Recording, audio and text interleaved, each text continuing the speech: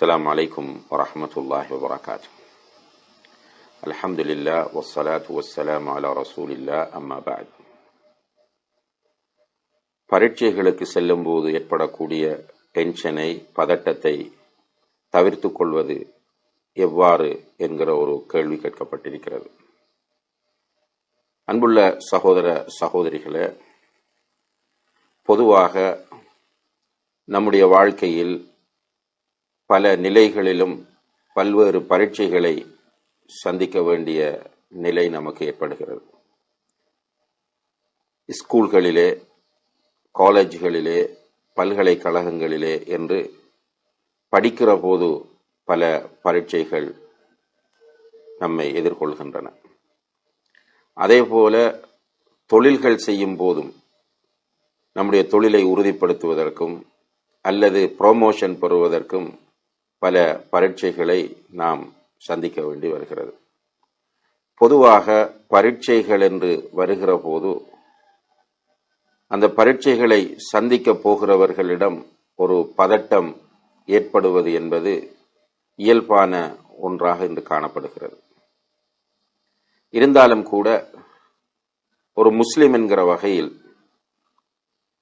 இந்த பரீட்சைகளை பதட்டமில்லாமல் சந்திப்பதற்கான சில வழிகாட்டல்களை இஸ்லாம் நமக்கு தருகிறது. அந்த வழிகாட்டல்களை நாம் பின்பற்றினால் அல்லாஹுடைய உதவியால் பதட்டம் இல்லாமல், டென்ஷன் இல்லாமல் பரீட்சைகளுக்கு சென்று பரீட்சை எழுதிவிட்டு வர முடியும் இன்ஷா அல்லாஹ். அந்த வகையிலே முதலாவதாக பரீட்சைக்கு தயாராகுதல். நாம் உதாரணமாக ஓஎல் பரீட்சை அல்லது ஏஎல் பரீட்சை எழுதப் போகிறோம் என்று சொன்னால் அந்த பரீட்சைக்கு என்று ஒரு பாடத்திட்டம் இருக்கும், சிலபஸ். ஒவ்வொரு சப்ஜெக்டுக்கும் குறிப்பிட்ட பாட வரையறைகள் இருக்கும். அந்த பாடங்களை நாம் ஏற்கனவே சரியான முறையிலே படித்து கிரகித்துக் கொள்ள வேண்டியவற்றை கிரகித்துக் கொள்ள வேண்டும், மனப்பாடம் செய்ய வேண்டியவற்றை மனப்பாடம் செய்து கொள்ள வேண்டும். இந்த இடத்திலே மாணவர்கள் விடக்கூடிய ஒரு பிழை என்னவென்று கேட்டால், எக்ஸாம் காலம் நெருங்கும் வரைக்கும் பாடத்திட்டம் முழுவதையும் பிற்படுத்துவது. இப்ப எக்ஸாம் நெருங்குகிற போது வேக வேகமாக படிக்க முயற்சி செய்வார்கள். எல்லாவற்றையும் கிரகிக்க முடியாத ஒரு நிலை தோன்றுகிறது. மனப்பாடம் செய்து கொள்ள வேண்டியவற்றை மனப்பாடம் செய்ய முடியாத ஒரு சிக்கல் தோன்றுகிறது. அந்த நேரத்தில் அவர்கள் ஓவர்லோடாக ஃபீல் பண்ணுகிறார்கள். அவர்களுக்கு ஸ்ட்ரெஸ் ஏற்படுகிறது. அதே போல ஆங்ஸைட்டி என்கிற பதட்டம் வருகிறது. இந்த நிலை உண்மையிலே நாம தேடிக்கொண்ட ஒன்று என்பதை நாம் புரிந்து கொள்ள வேண்டும்.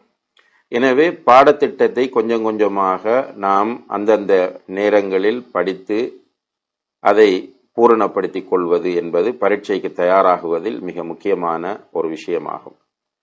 இங்கே நாம் வலியுறுத்த வருகிற விஷயம் பரீட்சைக்கு தயாராகுவதற்காக வேண்டி பாடத்திட்டத்தை முடிப்பது சம்பந்தமாக அல்ல. மாறாக பாடத்திட்டங்களை பூர்த்தி செய்து பரீட்சைக்கு செல்ல இருக்கிற மாணவர்கள் அல்லது பரீட்சார்த்திகள் பரீட்சை அன்று இரவு அல்லது பரீட்சைக்கு செல்லும் போது பரீட்சை மண்டபத்திலே டென்ஷன் இல்லாமல் இருக்க வேண்டும். இதற்கு என்ன வழி என்று கேட்டால், முதலாவதாக அன்று இரவு அவர்களுடைய உடலும் உளமும் அமைதியாக இருக்க வேண்டும். இப்போ நாளை பரீட்சை என்று சொன்னால் இன்று இரவு அல்ஹம்துலில்லாஹ் நாம் ரிலாக்ஸாக தூங்குவதற்கு முயற்சி செய்ய வேண்டும்.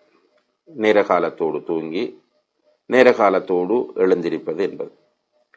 பொதுவாக இது தொடர்பான ஆய்வாளர்கள் சொல்லும் போது ஒரு 7-8 மணி நேரங்கள் பரீட்சைக்கு முதலன்று இரவு மாணவர்கள் தூங்குவதுதான் அவர்களுடைய உடலும் உளமும் ஹெல்த்தியாக அமைதியாக இருப்பதற்குரிய நல்ல வழி என்று சொல்கிறார்கள். இதை கண்டிப்பாக கவனத்தில் கொள்ள வேண்டும்.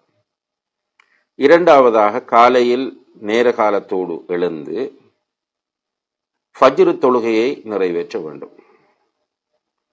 ஆண்களாக இருந்தால் ஜமாத்தோடு ஃபஜ்ர் தொழுகையை நிறைவேற்ற வேண்டும். பெண்களாக இருந்தால் உரிய நேரத்தில் வீட்டில் சுபஹ் தொழுகையை நிறைவேற்றிக் கொள்ள வேண்டும். இந்த தொழுகையை நிறைவேற்றுவதிலே பெரிய ஒரு ஹைர் இருக்கிறது.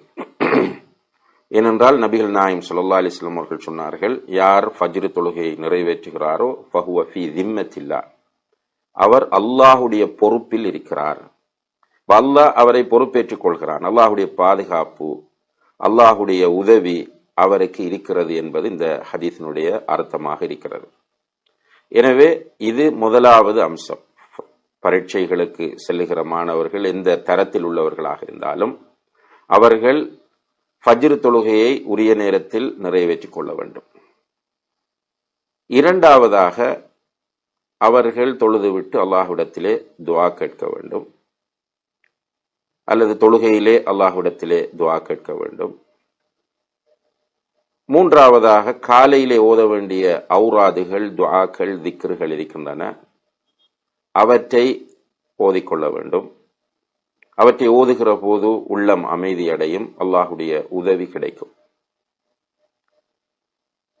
ரெடியாகிக் கொண்டு பரீட்சைக்கு செல்லும் போது தவக்குலோடு செல்ல வேண்டும். நம்முடைய திறமைகளிலும் ஆற்றல்களிலும் நம்பிக்கை வைக்காமல் அல்லாஹுடைய உதவியின் மீது நம்பிக்கை வைத்தவர்களாக, அவன் மீது பொறுப்பு சாட்டியவர்களாக பரீட்சைக்கு செல்ல வேண்டும். அதாவது நாம் ஏற்கனவே சிலபஸை படித்து முடித்திருக்கிறோம், கிரகிக்க வேண்டியவற்றை கிரகித்திருக்கிறோம், மனப்பாடம் செய்ய வேண்டியவற்றை மனப்பாடம் செய்திருக்கிறோம். அல்லாஹ்வின் மீது நம்பிக்கை வைத்து புறப்பட்டு செல்வது. சற்று நேர காலத்தோடு செல்லுகிற போது வழியில் ஏற்படுகிற டென்ஷன்களை தவிர்த்து கொள்ள முடியும். மண்டபத்திற்கு, பரீட்சை ஹாலுக்கு சென்ற பிறகு அங்கே நாம் முதலிலே பரீட்சை தாள்கள், வினாத்தாள்கள், கொஸ்டின் பேப்பர்ஸ் கிடைக்கும் போது அவற்றை பிஸ்மில்லா என்று சொல்லி வாங்க வேண்டும். பிஸ்மில்லா என்று ஆரம்பிக்க வேண்டும் வாசிப்பதற்கு. இந்த பிஸ்மில்லா என்பது மிக முக்கியமான ஒரு விஷயமாகும். ஏனென்றால் பிஸ்மில்லா மிஸ் ஆனால் அதில் குறைபாடு ஏற்படும் என்பதை இஸ்லாம் நமக்கு காட்டித் தருகிறது. எனவே பிஸ்மில்லாவோடு ஆரம்பிக்க வேண்டும். அந்த நேரத்திலும் அல்லாஹும்ம லா சஹ்ல இல்லா மா ஜஅல்தஹு சஹ்லா வ அன்த தஜஅலுல் ஹஸ்ன இதா ஷி'த சஹ்லா. அல்லாஹும்ம லா சஹ்ல இல்லா மா ஜஅல்தஹு சஹ்லா. யா அல்லாஹ், நீ இலகுவாக்கியதை தவிர வேறு இலகுவான ஒன்றுமே கிடையாது.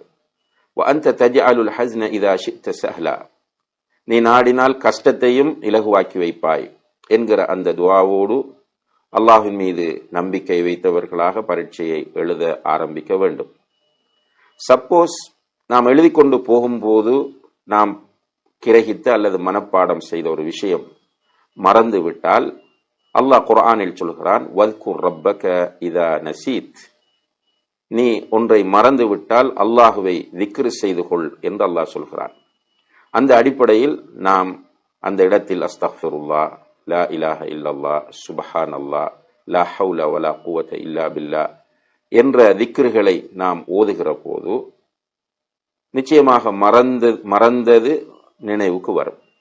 தேவைப்பட்டால் கண்களை மூடிக்கொண்டு அதை நினைவுபடுத்துவதற்குரிய முயற்சியோடு இந்த திக்ருகளை நாம் ஓதுவது. நாம் குறிப்பிட்ட 4 திக்ருகள் என்பது மட்டுமல்ல, பொதுவாக ஸலவாத் சொல்லலாம்.